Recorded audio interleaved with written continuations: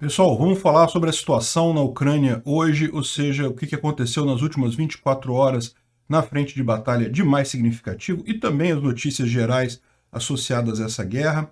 Essas notícias foram sugeridas por Lex Luthor, Urubu Capão e mais um monte de gente. Obrigado ao pessoal que sugeriu as notícias, obrigado a você que está assistindo o nosso vídeo. Se você gosta do nosso conteúdo, por favor, deixe o seu like, se inscreva aqui no canal, né? Pois bem, como vocês podem ver, não teve nenhuma grande mudança em termos de linha de frente aqui. Continua a terrível batalha aqui em Severodonetsk. Existem reportes de que os russos tomaram novamente Metalkine, que é essa cidadezinha aqui ao sul, que é importante porque ela permite você abastecer as tropas por aqui, mas esses relatos não estão confirmados. Segundo as forças ucranianas, eles ainda estão dominando essa cidadezinha aqui, e a briga grande está acontecendo aqui em Severodonetsk, né? Existe, lógico, aquele eterno dilema das forças ucranianas. Existe sempre a possibilidade deles recuarem aqui para Lysychansk.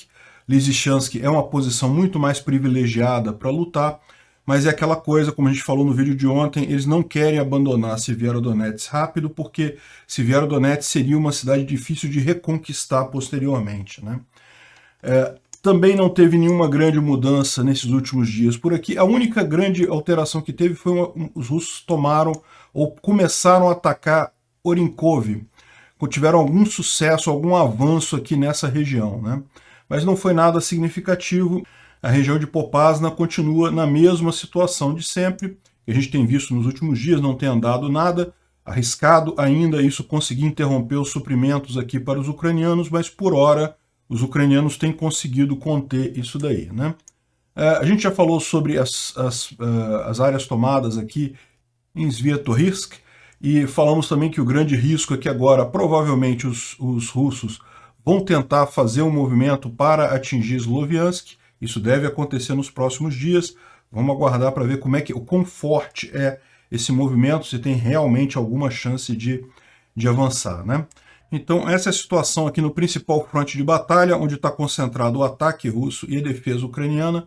O que a gente tem de boa notícia aqui é que os ucranianos conseguiram atingir uma base de suprimentos russa que fica bem dentro da área dominada, fica na cidade de Sinishini. Essa cidade fica em algum lugar por aqui ó, Sinishini. Nessa cidade aqui, ou seja, bem dentro da região ocupada pelos russos, é uma base de suprimento, e a importância disso é porque mostra duas coisas, né? Primeiro, a capacidade dos obuses novos, os 777, que realmente conseguem tiros à precisão a uma distância considerável, né? E segundo, que continua funcionando muito bem o sistema de artilharia ucraniano para acertar essas bases bem dentro do território russo. Isso certamente atrapalha muito o esforço russo, né?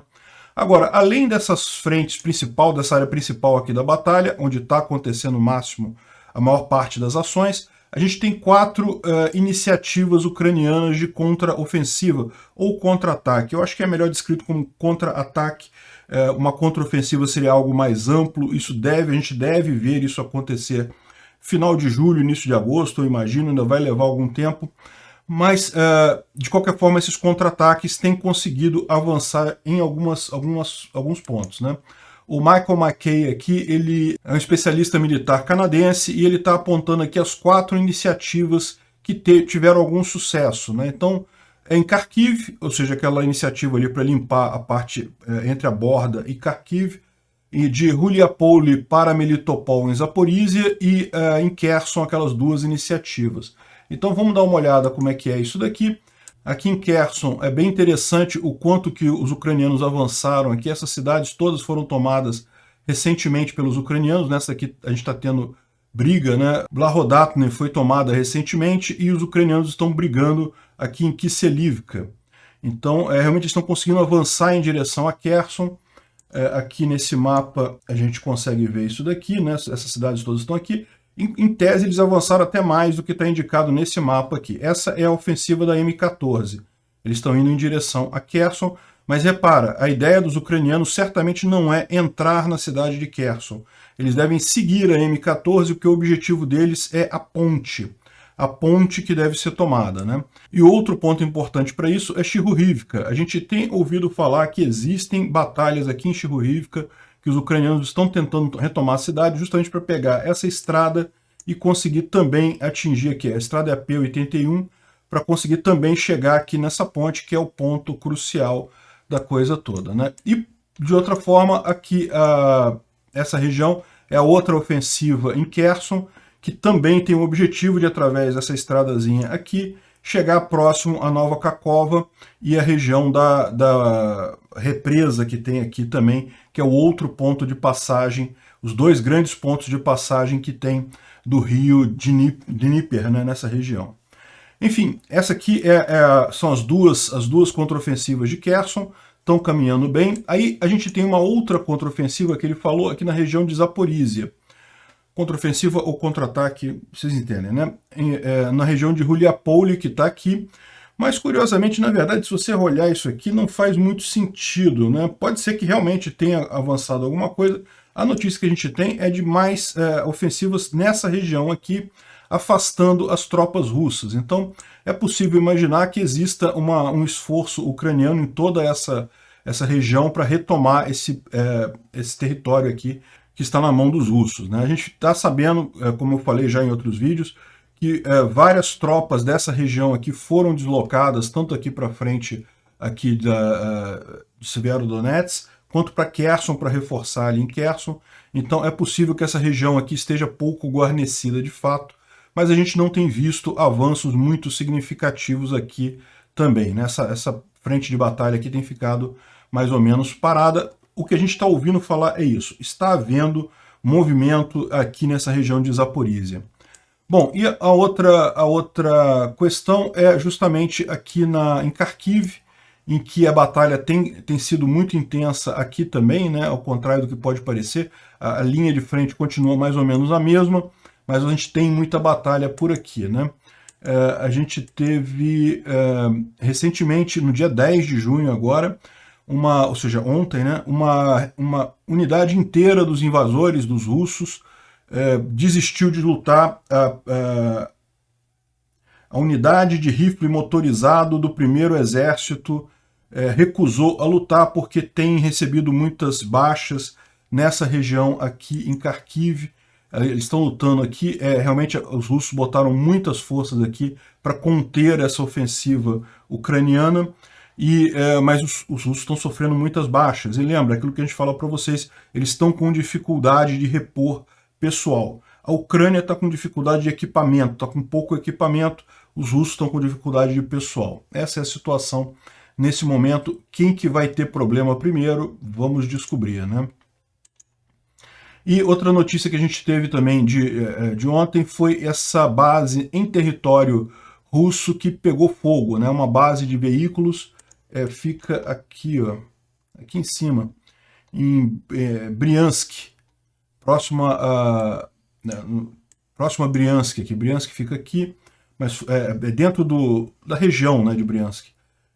Essa base é uma base com veículos militares russos e pegou fogo aqui nessa região. Não se sabe se foi um ataque ucraniano ou um desses incêndios que acontece de maneira meio aleatória na Rússia. De qualquer forma, é uma base militar, ou seja, seria um alvo militar lógico, né? Não seria um alvo militar ilegítimo. A publicação para o Instituto de Estudo da Guerra, eles falam sobre justamente a questão de que os ucranianos têm reclamado de problemas de armamento, estão pedindo mais armamento, estão pedindo mais obuses, mais munição, esse tipo de coisa, porque pessoal eles têm muitos treinados, mas eles estão sentindo falta de equipamento, principalmente de artilharia. A gente já vem acompanhando toda essa questão dos obuses e dos MLRS e tudo isso que tem sido enviado para a Ucrânia pelos países do Ocidente. A Ucrânia chegou no momento que as reservas dela, desses equipamentos, estão no fim. Então eles realmente estão contando com o Ocidente para continuar essa guerra, né? E do outro lado, a Rússia tem um problema diferente, que é o problema de gerar força, ou seja, de ter pessoal para lutar a guerra. A Rússia, as tropas que ela mandou para lá já estão cansadas, ela tem dificuldade de fazer rotação, ela tem dificuldade de mobilizar mais gente.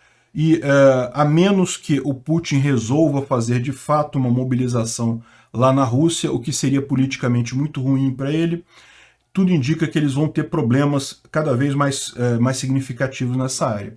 Isso explica por que a coisa entrou nesse meio que stalemate, né? Ninguém avança, porque de fato a Rússia não consegue pessoal para avançar e a Ucrânia não tem equipamento para avançar também. Vamos ver quem é que consegue sair desse nó cego mais cedo. A gente espera, evidentemente, que seja a Ucrânia. Tem tudo para isso, porque é muito mais fácil o Ocidente mandar equipamento para a Ucrânia do que os russos saírem desse nó que eles se deram, né? Com essa... veja, mesmo que o Putin agora comece uma mobilização geral, ele precisaria de pelo menos 3 meses para treinar essa tropa, para poder então essa tropa ir para frente de batalha, e mesmo nessa situação essa tropa seria novata.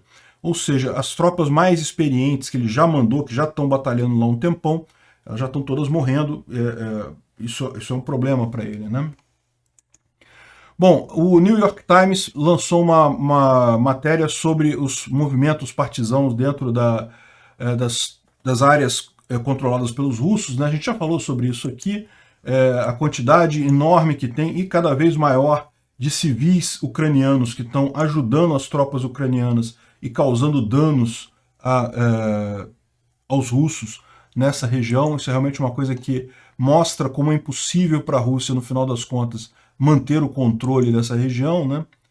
E, bom, saindo da parte militar, tem agora um monte de coisas interessantes aqui do ponto de vista econômico e diplomático, né? Ontem a gente falou sobre a Rússia anular o reconhecimento da independência da Lituânia, né? A Lituânia é esse país aqui próximo, é um dos países bálticos.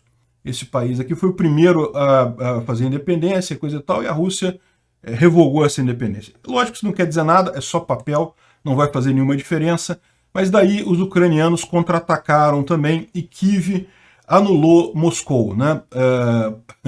Então, em 1147, o príncipe Volodymyr, que era o comandante de Kiev em russo, criou o Principado de Moscou, uma cidadezinha que era lá longe, era uma fronteira, uma coisa secundária na época, depois disso, com a invasão mongol, o Principado de Moscou cresceu, acabou justamente porque era meio que subserviente aos mongóis, eram vassalos mongóis, e esse Principado de Moscou, que depois foi crescendo e virou a Rússia, né? Então, Kiev emitiu um decreto cancelando a criação de Moscou em 1147. Então, acaba a Rússia, pode fechar as portas. É lógico, é da mesma forma, é só papel, não quer dizer nada, não vai mudar nada. Mas é aquele negócio, né? Já que fizeram com a Lituânia, por que não fazer com Moscou, né? Outra notícia interessante foi que os ucranianos hackearam uma estação, uma das principais estações russas de rádio, e passaram a tocar o hino nacional ucraniano e músicas anti-guerra, né? É curioso isso daí, tá? Que é a BFM 93.6 lá na Rússia.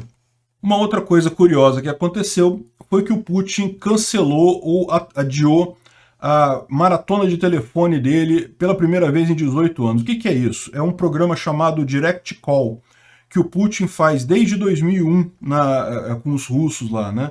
Então, um determinado dia de junho, ele marca todo ano isso, uma data em junho. A data marcada esse ano era 9 de junho, e ele fica no telefone e qualquer russo pode, em tese, ligar. A gente sabe que deve ter acordo, ele não deve ser qualquer russo que pode ligar e falar qualquer coisa, eles devem pré-selecionar, filtrar as chamadas, mas de qualquer forma o programa funciona assim.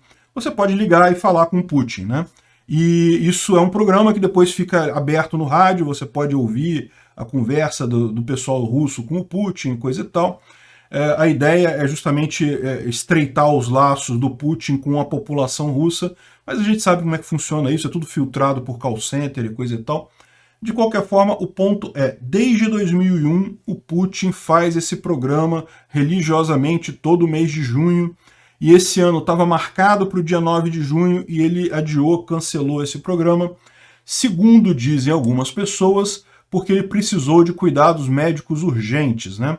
Então, o que está dizendo aqui o pessoal, isso é preciso tomar um pouco de cuidado, porque esse canal General SVR do Telegram é um canal, eu estou inscrito nele, eu vejo muita coisa lá, mas ele é um canal meio sensacionalista. Pode ser que... Dizem que ele tem informação inside lá do Kremlin, que ele sabe o que acontece lá, mas eu não sei, eu tenho minhas dúvidas sobre a veracidade disso daqui. Mas segundo esse canal, ele adiou porque ele teve uma reunião com os militares de 1h30 por videoconferência, e após a reunião, ao se levantar da mesa, o Putin se sentiu um forte mal-estar, fraqueza, tontura, ele precisou de cuidados médicos urgentes. E isso foi o que teria feito o Putin adiar esse programa Linha Direta esse ano, né?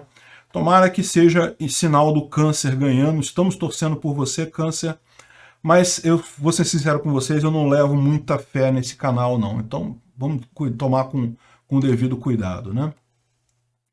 Bom, uma outra coisa curiosa foi a retomada da produção de carros na Rússia. A Lada retomou os carros, a produção de carros na Rússia, né? É lógico, a notícia está em russo, eu não consigo entender russo, mas vale a pena a gente dar uma lida nisso daqui, porque mostra o quão precário está a indústria lá na Rússia neste momento. Então, como eu também não consegui traduzir isso aqui dentro do Brave, eu abri aqui no Chrome a versão da notícia com a tradução automática para o português. Lembra, isso aqui é tradução automática, então pode ser que o texto não esteja muito perfeito, né? Diz a notícia que a Avtovaz, que é a fabricante do Lada, né, do carro Lada, ficou parado a partir de 5 de março, as duas fábricas que ela tem, em Togliatti e Izhevsk, ficaram paradas desde 5 de março devido à falta de componentes, né? Ou seja, não tinha componentes para operarem o carro. Mas aí depois parece que eles conseguiram alguns dias ligar a esteira de trabalho, de produção, fazer alguma coisa, mas sempre fazia em forma esporádica, porque não conseguiam componentes para fazer de forma completa, né? Parece que agora, finalmente, agora em junho, teve tempo ocioso também, mudaram para uma semana de trabalho de 4 dias, olha que beleza para os trabalhadores lá, né? E agora conseguiram começar a fazer a produção do chamado Lada Classic 22 Anticrise. É uma versão sem airbag, sem ABS, sem módulo Era GLONASS. Eu confesso que eu não sei o que é isso.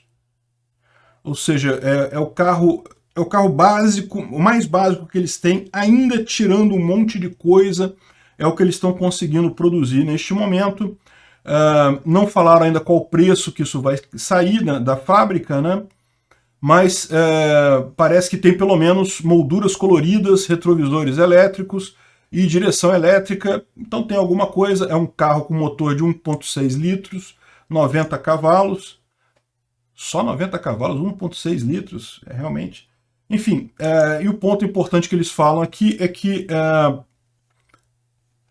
esse carro se tornou o carro novo mais popular no mercado russo nos primeiros 5 meses do ano. Ou seja, vendeu 20 mil unidades. Só que isso, que é o carro que virou o mais popular no mercado russo, vendeu 65 menos que no mesmo período de 2001. Ou seja, não é que aumentou a procura por Lada, não. É que ela caiu menos, porque os outros não estão conseguindo fabricar nada, né? A Kia Rio também teve diminuição de unidades vendidas. O Lada Vesta, que é um outro carro, teve também diminuição de 56%. Ou seja, você pode ver que a indústria automobilística russa está desmanchando, né? E mesmo essa linha de produção aqui, a gente tem informação que já parou de novo, tá? Eles começaram a produzir, mas de novo tiveram problemas de falta de peças e estão estudando outras formas de obter essas peças para continuar a produção. Isso mostra bem o quanto vai machucar as sanções lá na Rússia, né?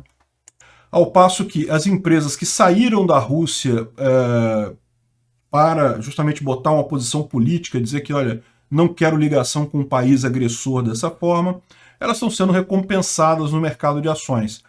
O mercado de ações não está muito bem, todo mundo está caindo, mas essas empresas estão caindo menos, justamente porque restou aí uma base de uma imagem positiva em função disso, né? O risco, o custo que elas tiveram para sair da Rússia está compensando no final das contas, é bom saber disso. Bom, outra coisa curiosa é a Força Aérea Russa, ela está precisando recorrer a financiamento coletivo, a vaquinha virtual para receber equipamentos básicos, né? Então, a gente pode ver aqui Makita, né, serra, furadeira, chaves diversas, tudo isso obtido justamente através de vaquinhas de ajuda de pessoas e coisa e tal.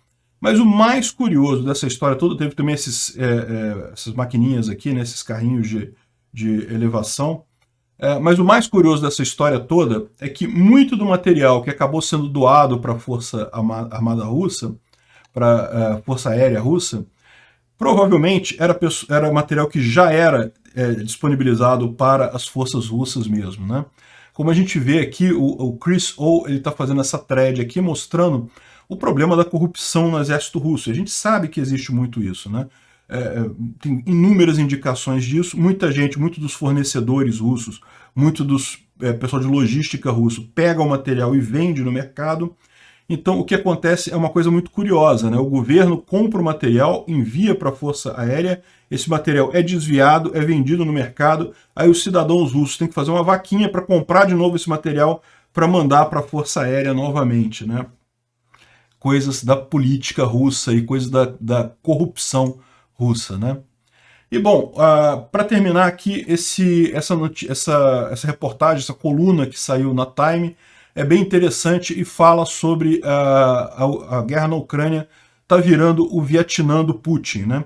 O que foi a Guerra do Vietnã? A Guerra do Vietnã foi exatamente isso. Os Estados Unidos entraram lá achando que teriam superioridade, conseguiriam derrotar o Vietnã com muita facilidade e, no final das contas, se viram empacados numa guerra que eles sabiam que não tinham como ganhar. Não é que os americanos foram derrotados pelo Vietnã, eles, na verdade, desistiram em determinado momento, viram que estavam jogando uma montanha de dinheiro ali, estavam sendo criticados, não estavam conseguindo avançar nada, no final das contas, melhor deixar para lá.